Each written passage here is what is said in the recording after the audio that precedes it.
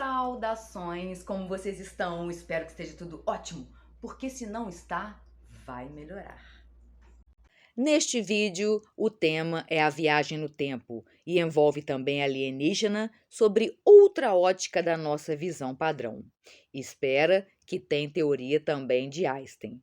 Vamos ao primeiro caso de um possível viajante no tempo e depois alguns argumentos e outros casos.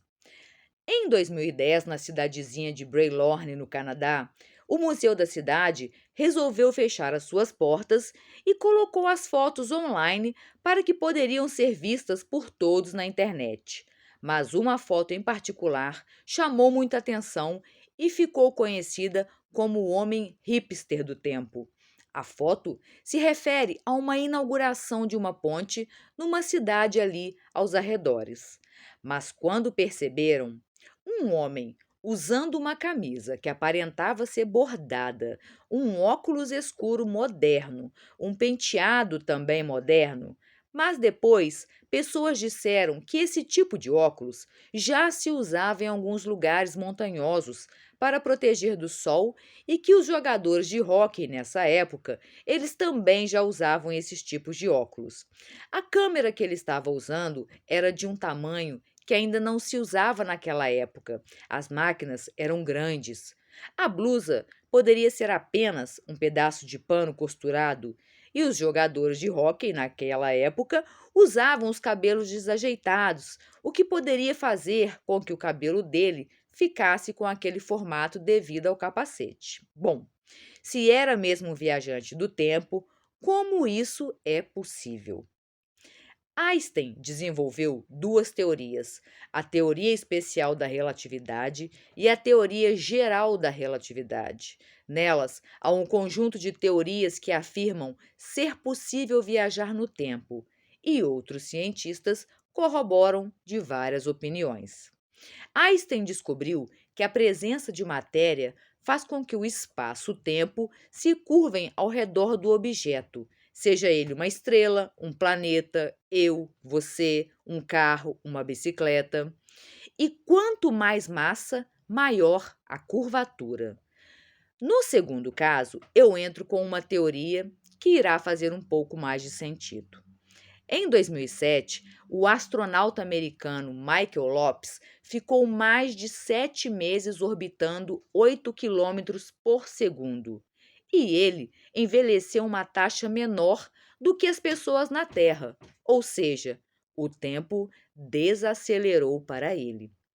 Isso remete às teorias de Einstein, que provaram que o tempo pode acelerar, desacelerar, dobrar e se curvar.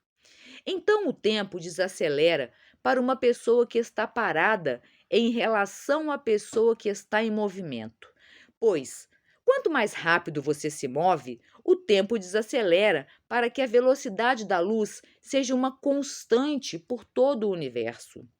E o grande físico Stephen Hawking comentou uma vez que a melhor maneira de provar a viagem no tempo não seria procurar uma máquina do tempo, e sim um viajante no tempo. Muito interessante isso, não é mesmo? E entre outros casos, que ainda vou contar aqui no vídeo, eu entro agora com os alienígenas, né? Para fazermos uma conexão da viagem do tempo e os aliens. Bom, daí vamos partir para a ideia de que os alienígenas vêm do futuro e não de outro planeta ou galáxia. Vamos visualizar como se eles fossem viajantes do tempo e vieram do futuro. Segundo os relatos mundialmente contados sobre os aliens, né, os greys, que são seres de cor cinza, olhos grandes, nariz e boca pequenos, não têm pelos. Então, o que eu, Júlia, pensei? Se pararmos para pensar na questão da evolução, faz sentido, uma vez que cada vez mais vamos eliminando os pelos do corpo. Então, no futuro, eles não serão necessários para nossa proteção. Cada vez mais usamos os olhos como linguagem corporal. Então, precisamos aumentar o quê? O campo de visão, né? Os olhos. A boca não precisaremos que seja tão grande. Afinal de contas, nossa alimentação está cada vez mais restrita, líquida e pouca. Dentes, então, nem se fala. A indústria já pensa até em cápsulas, né, para nos alimentar, o que já até estamos fazendo, que são os comprimidos, substituindo as vitaminas, os minerais. E as mãos e os dedos alongados? Por que nossas mãos e dedos não saem do celular, não saem do computador, de um tablet? Então são traços que realmente, com a evolução, vamos acabar mesmo como um Grey, como um alien, ou como preferirem denominar. Fiquei bem pensativa quanto a isso, sabe? E mesmo porque os aliens, segundo relatos, né, detêm de uma grande tecnologia, o que cada vez também estamos avançando, então faz mais sentido eles serem do futuro do que de outro planeta ou galáxia, não é mesmo? Ou não? Mas e quanto à saúde humana? E os vírus e bactérias letais? A questão da existência humana persistir é porque cada vez mais a tecnologia, juntamente com a medicina, vai evoluindo e com isso diminuir a incidência ou quem sabe mesmo erradicar, né, os vírus e as bactérias danosas. Em 2011, um cineasta, ele percebeu algo diferente em um filme de Charles Chaplin de 1908, chamado O Circo. Ninguém até então havia percebido. Mas há uma cena que uma mulher, ela passa andando e parece que está falando no celular. Ela ficou conhecida como a viajante de Charles Chaplin. Alguns especialistas dizem que esse aparelho seria um aparelho auditivo que era grande, robusto, um modelo 56 da Acoustical. Porém, quando a cena é vista em câmera lenta, percebe-se que a mulher está falando, o que não faz sentido diante desse aparelho. E já no filme Sangue de Heróis, de 1948, que foi postado na internet, Harry Fonda e Shirley Foley, na cena em que estão dentro da carroça, eles olham para um objeto que se parece com o celular atual, mas dizem que é uma caderneta de couro da época. Mas poderia não ser. Então, por mais que pessoas dizem, isso tiraram do livro tal, do conto, mas podem observar que essas justificativas só aparecem quando, assim, depois de muito tempo que rolou o bafafá, né? As fontes não mostram, então a gente acaba não sabendo quem está certo, quem está errado, o que demonstram, né, seres viajantes que viram alienígenas ou as pessoas que negam tudo isso. É bem complicado mesmo essa questão de relatos. E nós vemos também, e vamos considerar que tudo isso seja verdade, né? Então vamos aos casos. Afinal de contas, as pessoas são silenciadas a todo momento. E há um grande caso, o misterioso passageiro de Tauret. Muitos, claro, já ouviram falar, mas para quem não ouviu falar, vou contar aqui. Seria ele um viajante do futuro, passado, de outra dimensão? Em 1954, no Aeroporto Internacional de Tóquio, um dia tranquilo, até quando uma aeronave do continente europeu pousa no aeroporto e daí desembarca um homem caucasiano de meia idade, alto e vestido com roupas formais de trabalho. Na fila alfandegária, chegou a vez de ser atendido. O homem diz que estava no Japão para uma viagem de negócios e que esta já era sua terceira viagem. Quando o homem pegou seu passaporte, no entanto, o mistério começou. Os agentes de segurança, como de praxe, conferiram os documentos e ficaram intrigados. No passaporte constava o país de origem chamado Taured, e nenhum funcionário tinha ouvido falar de um país com um nome semelhante. No momento, naturalmente, pensaram ser documentos falsos. Mas Os dois inspetores notaram não apenas outros selos alfandegários japoneses que atestaram as várias viagens feitas no Japão por este homem, mas também a presença de muitas notas autênticas de vários países que confirmaram a veracidade das informações fornecidas. O viajante misterioso também falava um japonês modesto, sendo sua língua nativa o francês. Para realizar outras verificações, o homem foi transferido para a sala de interrogatório, enquanto seu passaporte passou para as mãos de inspetores mais experientes. Pediu-se ao homem que fornecesse outra documentação que certificasse sua identidade. O viajante colaborou sem criar o menor problema em todos os aspectos.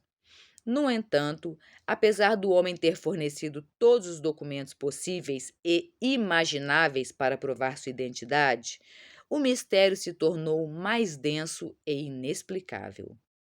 Carteira de identidade, carteira de motorista e qualquer outro documento de fato foram emitidos pela República de Taured, e o viajante declarou a sua surpresa ao perceber que esses problemas nunca haviam ocorrido durante as suas inúmeras viagens, inclusive ao Japão. Então ele mostrou algumas fotos, moedas, dinheiro, de uma carteira de couro que ele carregava. Tudo parecia verdadeiro. As fotos eram do viajante com sua esposa e filhos. O dinheiro era legítimo, em papel idêntico ao emitido ao redor do mundo. Com ele haviam cédulas estrangeiras, libras, liras, marcos e francos.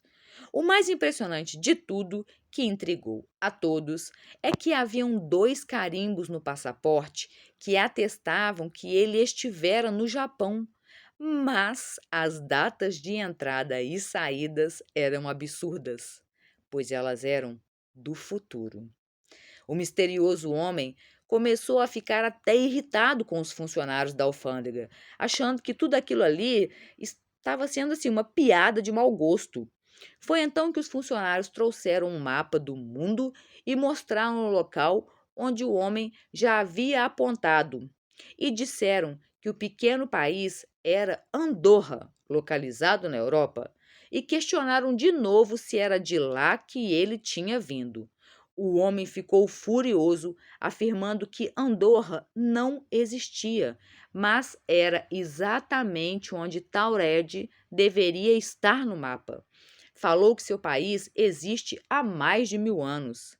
E em estado de choque, sem entender o que estava acontecendo, né? Porque ninguém estava conhecendo sua terra natal, o homem misterioso foi detido pela alfândega e todos os documentos e pertences foram confiscados e ficaram na sala de segurança do aeroporto.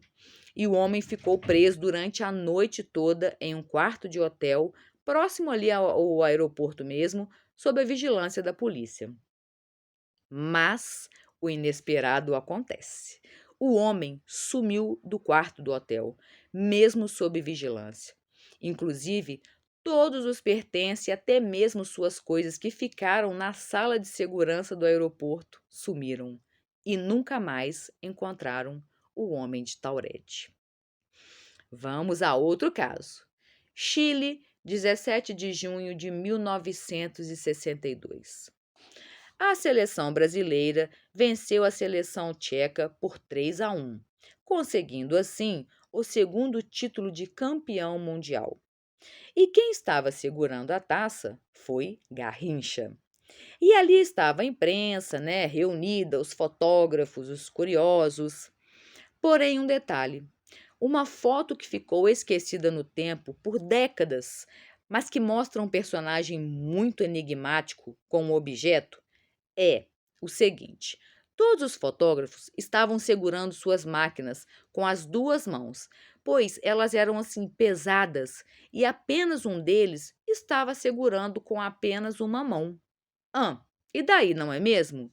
E daí que a máquina usada nessa época era a Ayashika, uma máquina bem pesada, sem contar que você precisava ficar com o corpo firme, Os rolos de filme eram caros e não havia o tão famoso Photoshop. Se desse mole, perdia a foto. Então, o que este homem fazia segurando a máquina com apenas uma mão? E realmente havia uma máquina fotográfica que se parecia muito com essa. Mas eu andei olhando essas fotos aí, né, pela internet, e que o repórter, né, estava segurando. A questão ali do visor, eu vi que há um detalhe diferente daquelas máquinas conhecidas. Bom, vamos seguindo, né? Temos o caso aí do bilionário Andrew Carlson. Bom, ele na bolsa de valores, muitos dizem que isso foi uma história, digamos, uma piada que já foi contada e que depois colocaram essa história como verdade. Porém, vale lembrar que as autoridades canadenses e americanas, né, que investigaram o caso, nada comentam sobre isso, porque quando há um boato desse tipo de assunto ou de outros, não se faz uma declaração para a imprensa, para esclarecer e encerrar o assunto, mas assim, deixa um assunto rolar, por quê? Porque não tem respostas, porque vai chover perguntas, argumentos, né? Então eles não dão explicação mesmo. Eles guardam as informações e nunca saberemos, né, qual é a verdade do tal caso no momento. Ocorreu que em março de 2003, quando o homem de 44 anos chamado Andrew Carlson, ele foi preso pela polícia da cidade de Toronto, lá no Canadá, por abuso de informação privilegiada. Isso porque ele foi acusado de receber as informações sobre bolsa de valores antecipadamente, dizendo que ele estava munido de informações sobre quais ações estavam descendo ou subindo e com isso ganhando enorme vantagem. Porque simplesmente o Andrew ganhou cerca de 350 milhões de dólares e ele investiu apenas 800 dólares. Ele fez uma negociação investindo em 126 operações.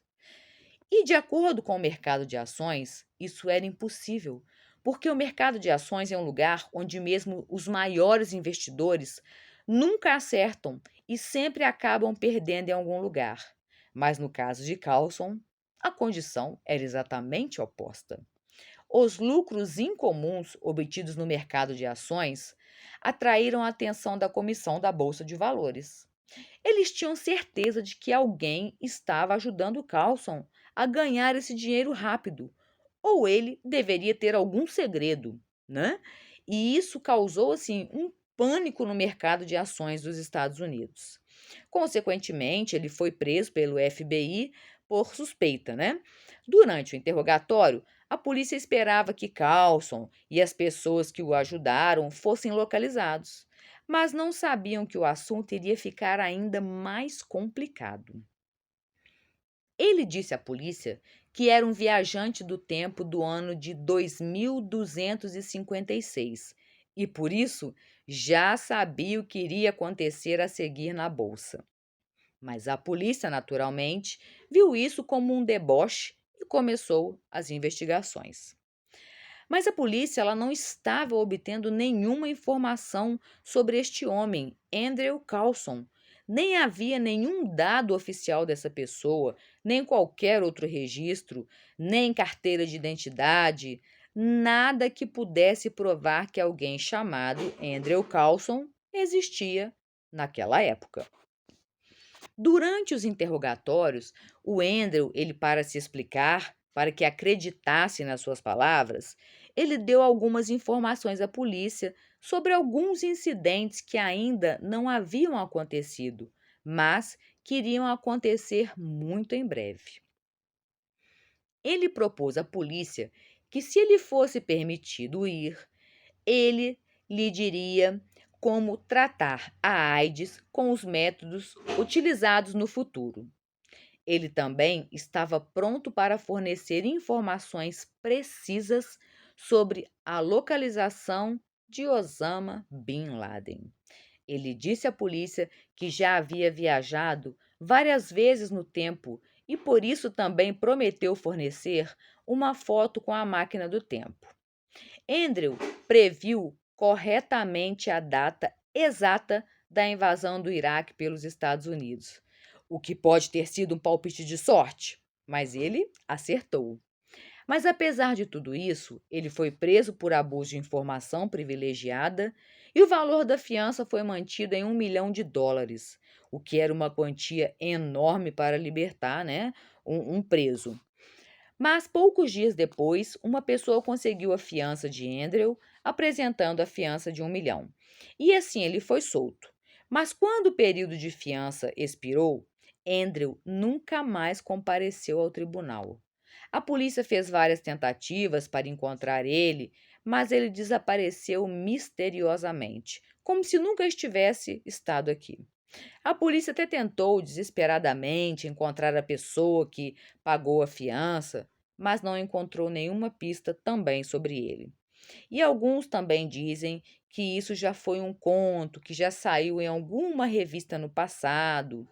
Mas é como eu disse antes, o mais engraçado é que só depois que acontece, né, depois de um tempo, é que vem com esse papo e outra tiram lá de um artigo, de um livro, de um jornal, lá do sovaco da cobra, que ninguém sabe mais onde tem essa cópia. Então, assim, é engraçado que no momento do fato, ninguém fala na hora. Ah, isso aí é papo furado, isso aí tá na edição tal, na revista tal. Não. Fica assim, uma coisa no ar, então realmente fica muito intrigante para a gente. Agora veja bem o que o físico Cassius Anderson Mello explicou. Um corredor de Fórmula 1 é algumas frações de segundo mais jovem ao final de uma corrida e que seus colegas da mesma idade que permaneceram nos boxes, tá? Ele fica mais novo do que quem ficou no boxe. Isso foi comprovado experimentalmente com aviões a jato e relógios atômicos super precisos. Teoricamente, se alguém conseguisse ultrapassar a velocidade da luz, conseguiria viajar ao passado. O problema é que, para isso se tornar possível, e muitos físicos acreditam que não é, seria preciso uma quantidade absurda de energia. Kurt Gödel, ele mostrou que, seguindo a teoria de Einstein sobre a gravitação, poderiam existir lugares no universo nos quais o campo gravitacional é tão intenso que é capaz de permitir uma volta ao passado. Mas o próprio Einstein, né, é bom dizer, ele não gostou dessas ideias, não. No momento, pode ser que ele não tenha tido tempo de estudar ou não aceitava, enfim, né, é a opinião dele. Então, assim, são milhares de casos, há assunto sobre isso, assim, para um ano de vídeo, porque são teorias, refutações, casos, experiências, mas eu acho que aqui neste vídeo já dá para abrir um pouco a caixinha. Bom, e entre centenas aí de milhares de físicos, opiniões diversas, adversas, uma pergunta eu faço a mim e a vocês porque é de dar um nó na cabeça. Veja bem, se 99% dos físicos dizem que não é possível viajar ao passado, mas poderia viajar para o futuro, como no caso de um corredor de Fórmula 1, então, se ele chega a ir ao futuro, que seja por milésimos de segundo, se ele não voltou ao passado, então nós é que fomos para o futuro, não é? Porque há um interstício de tempo aí, sendo que ele foi para o futuro, mas nós encontramos com ele. Isso não é cabuloso? Me diz aí a opinião de vocês. Eu me deu um nó aqui na minha cabeça. E também, assim, milhares de pessoas, né, dizem que isso é um assunto irrelevante, ou seja, vamos viver o hoje e o que não tem explicação fica aí, fica para trás. Mas eu quero fazer um adendo, né? Porque se isso tudo for realmente verdade, porque o mundo é um mistério, ninguém é o dono da verdade. Então, vale lembrar que durante essa viagem no tempo, né, se ela ocorrer, nós vamos encontrar, né, com pessoas, com coisas que fizemos, com coisas que faremos. Então, imagina se isso acontecer. Agora, tem um outro caso também muito interessante, né?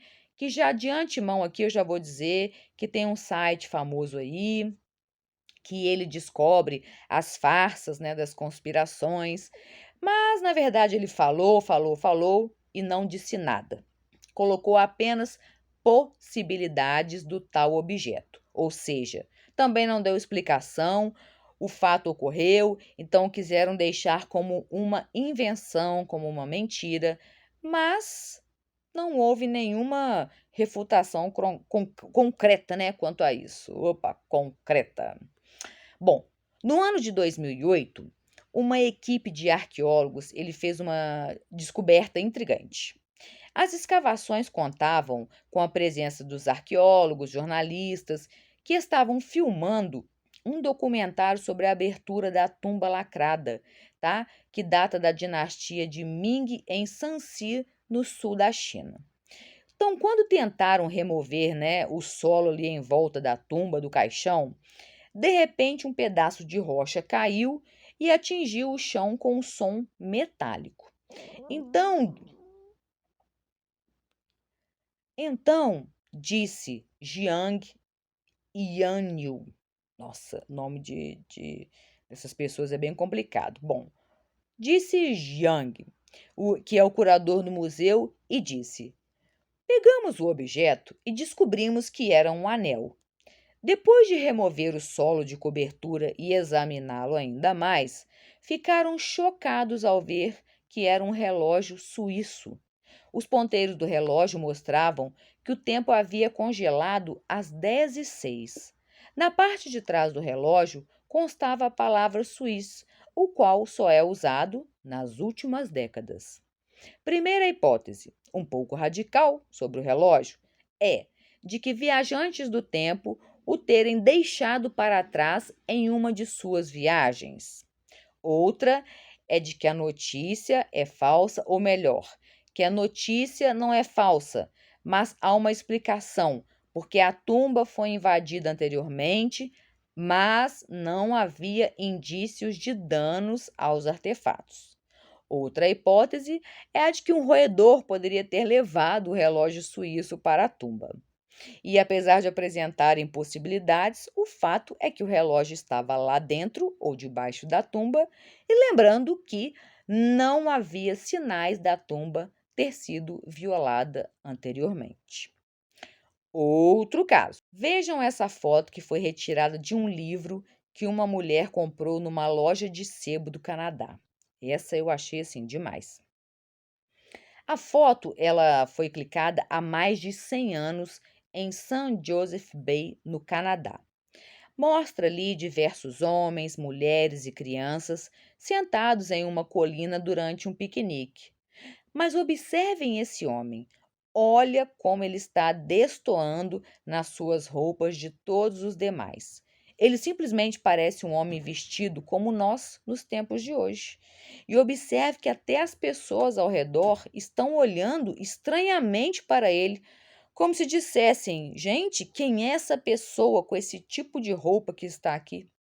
Até o seu corte de cabelo está assim diferente do da época. E ele ficou, né, conhecido como o surfista viajante no tempo. Esse caso, porém, ninguém refutou. É um caso que eu vou comentar aqui agora, certo? Por quê? Porque esse é um caso em que duas pessoas idôneas, tá? E da alta sociedade, mas que para mim não faz assim diferença se é o Zé da esquina que faz um relato, se é alguém rico, milionário, famoso. Mas como é um caso famoso, eu vou incluir aqui. Bom, em um livro de 1911, Charlotte Anne e Eleanor Jordan alegaram terem sido teletransportadas de volta ao século XVIII. A história pode até parecer maluca, mas quem contou foram duas mulheres que tinham uma excelente reputação acadêmica. Charlotte e Eleanor, elas eram, respectivamente, diretora e vice-diretora do colégio Sandhurst em Oxford, tá? Lá na Inglaterra. Além do mais, Moberley, né, que ela era a filha de Salisbury, um homem muito respeitado dentro da igreja anglicana. Então, Jordan, ela possuía um apartamento em Paris. Então, elas viajariam para a França e se hospedariam lá por alguns dias. Além do mais, elas fariam lá uma série de passeios que ajudaria no processo, né, da relação do trabalho que elas fariam juntas como diretora e vice-diretora. Em uma dessas viagens, elas decidiram conhecer o Palácio de Versalhes. Depois da visitação guiada, as duas se encontraram sentadas na galeria de espelhos quando decidiram caminhar no Petit Trianon. Durante o passeio, elas acabaram se perdendo do curso para a avenida principal. E ao pedirem informações, se depararam com dois homens que usavam uma jaqueta esverdeada e um chapéu de três pontas. A dupla seguiu as instruções em direção ao Grand Trianon, né? Ao Grand Trianon, esses nomes aí complicados para nós. Bom, mas as coisas estavam prestes a mudar, conforme Eleanor descreveu anos depois no livro.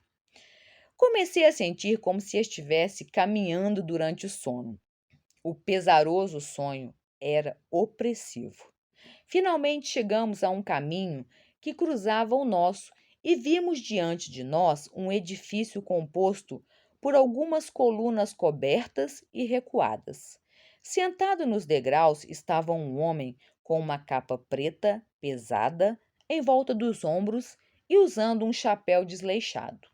Naquele momento, a sensação estranha que começara no jardim culminou em uma impressão definitiva de que algo estranho e inspirador estava dando medo. O homem lentamente virou o rosto, marcado por varíola. Sua pele era muito escura. A expressão era muito má e, no entanto, invisível. Senti uma repugnância ao ver ele, tá? Isso foi o relato dela.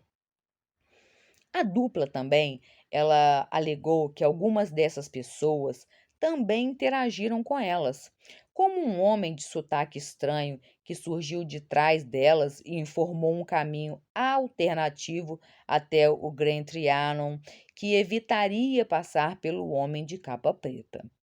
O trajeto realmente as levaria ao castelo.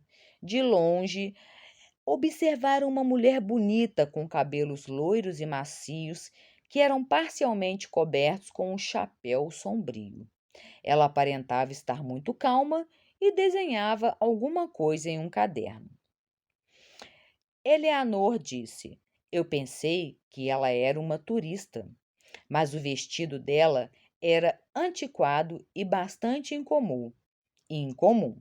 Então, eu olhei diretamente para ela, mas um sentimento indescritível me fez virar as costas, irritada por ela estar lá. E Jordan, né, e as duas, né, chegaram até o terraço com a ajuda de um garoto. Foi nesse momento que a incursão no passado terminou.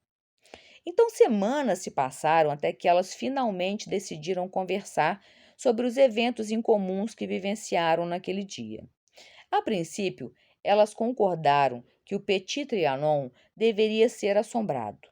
Mas, por fim, acabaram entrando em consenso de que aquilo ali era um episódio que se tratava de aparições incomuns. Entretanto, uma década depois, elas publicaram o ocorrido. Devido à imensa reputação que tinham na época, né, a Charlotte e a Eleanor, elas deram espaços aos pseudônimos de Elizabeth e Frances. O anonimato se deu pelo medo de sofrerem retaliações no trabalho e se tornarem alvo, né, de pessoas mal intencionadas, queriam debochar, tirar a credibilidade profissional delas. E além dos relatos vividos naquele dia, elas reforçaram suas experiências sobrenaturais com pesquisas acadêmicas, vasculhando os arquivos nacionais franceses e pesquisando extensivamente a história da França. Elas acabaram comparando mapas dos terrenos de Versalhes de 1789 e 1901 e analisaram as pessoas que estavam ali. Então, além disso, elas também revisitaram o lugar inúmeras vezes na tentativa de provar que elas vivenciaram uma Versalhes do século XVIII e não do século XX. Então, com base nas pesquisas, né, nesses anos de pesquisas, elas concluíram que os dois senhores de jaqueta verde seriam membros da guarda suíça. O homem assustador seria o conde de Vaudreuil, que desempenhou um papel na traição da rainha. A mulher bonita de chapéu sombrio seria a própria Maria Antonieta. E o homem correndo seria a representação da página que a informou da multidão enfurecida. Bom, o livro foi um sucesso imediato, mas, junto com sua popularidade, vieram muitas críticas. Alguns alegaram que o relato de Elizabeth e Francis era excessivamente embelezado e não representava uma verdadeira experiência paranormal. Bom, é assim, entre tantos casos, né, centenas de fotos, mundo afora por aí, eh, faltou ainda falar aqui sobre o paradoxo do avô, né, que quando você volta ao passado, você mata o seu avô, e será que você estaria vivo? Bom, na minha humilde opinião, não seria possível, tá? Você matar, né? O viajante, se ele fosse, ele teria que agir, né, ou ter algum entretenimento de forma a não poder mudar alguma coisa ou objeto, somente passar ali por aquele espaço, tá? É complicado, né, gente? É umas ideias assim bem loucas, né? Se a gente pegar física, a nossas opiniões, as experiências, os relatos, a gente fica louco. Então, assim, é muito complexo, interessante, intrigante, polêmico. Então, cabe cada um aí desenvolver suas teorias, analisar a de outras pessoas, porque o mundo é realmente um mistério e tudo pode ser falso, como também pode ser real, esse assunto, entre outros. Eu só acho que a gente sempre deve pensar fora da caixinha, porque e se for verdade? Bom, o vídeo fica aqui. Espero que vocês tenham gostado. Não deu para falar de todos os casos, mas já deu aí para termos, né, uma visão assim um pouquinho diferente de outras, coisas que a gente pode acrescentar ou dizer, olha, realmente, Júlia, isso aí não tem nada a ver, mas vai da opinião de cada um. E o que eu desejo a vocês é claro que fiquem na paz.